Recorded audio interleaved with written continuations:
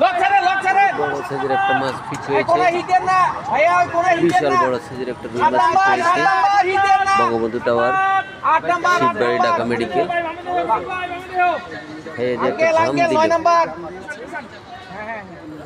9 number মিলন বেল লকটা সাইরেন ভাই।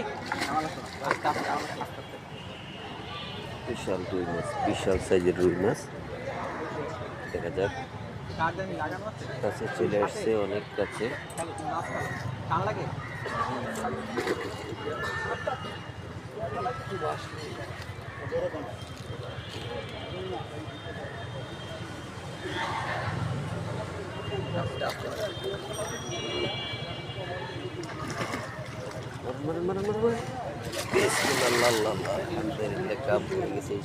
বিশাল সাইজ, 5-7 কেজি, 7-8 কেজি হবে।